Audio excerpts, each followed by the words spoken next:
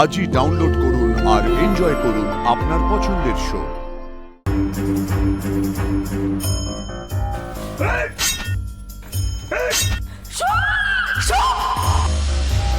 কি এ তো হুবহু আমি স্বপ্নে যে বাসটা দেখেছিলাম সেই বাসটা। আমার কিচ্ছু হবে না,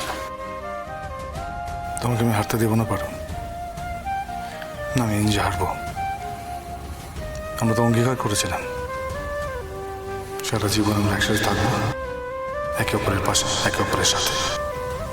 দেখি তো কার ঘাড়ে দুটো মাথা আছে আমাদেরকে আলাদা করে।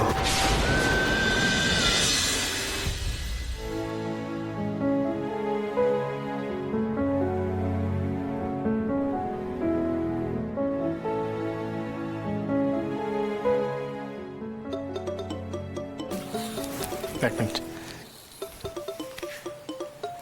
ও পাজামা ফোন করেছে। হ্যাঁ পাজামা বল। ও আচ্ছা আচ্ছা, তুই দাঁড়াতে বল, আমি আসছি। না না, আমি আসছি, এক্ষুনি আসছি, দাঁড়া। দেখো না পারো, ওই দোকানের মহাজন এসছেন, দাঁড়িয়ে আছে, আমাকে একটু বেরোতে হবে। আচ্ছা সাবধানে যেও। হ্যাঁ হ্যাঁ, তুমি চিন্তা করো না, আমার কিচ্ছু হবে না। এই শোন, কি হলো, লাগলো?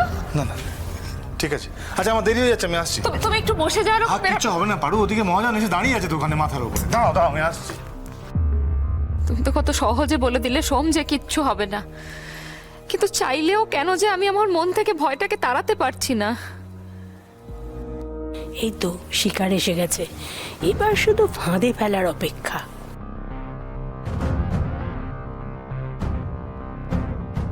ও বাবা, বাবা তুমি কি সোমেশ্বর? ওকে, হ্যাঁ তুমি কি সৌদামিনীর ছেলে?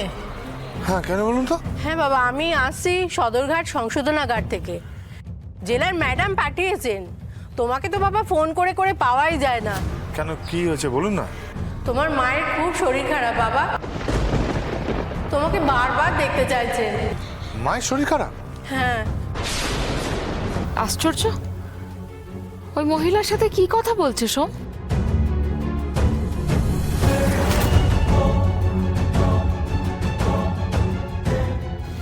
প্রদীপটা এভাবে নিভে গেল কেন?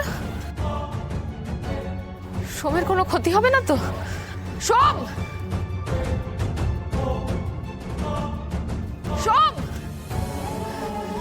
সোম! দাদা, ওই বাইকটাকে ফলো করুন তো, ওই বাইকটাকে ফলো করুন।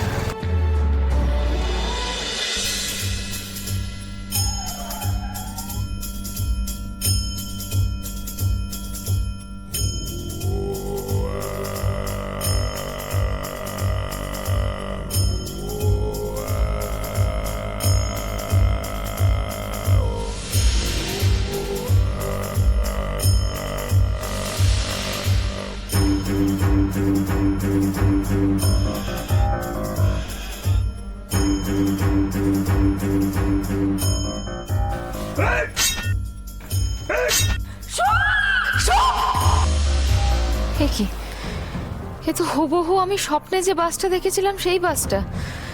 সোম কেন উঠলো এই বাসে?